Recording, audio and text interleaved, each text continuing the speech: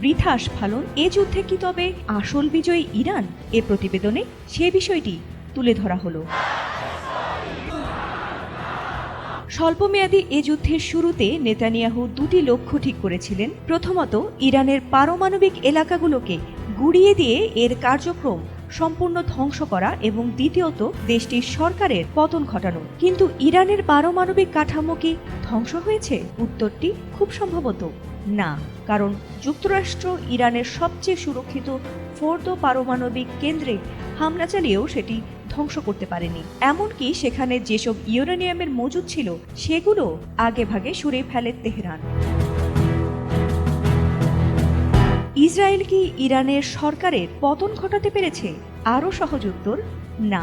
যুদ্ধের শুরুতে ইসরায়েলিরা ইরানের সশস্ত্র বাহিনীর উচ্চপদস্থ কর্মকর্তাদের হত্যা করে।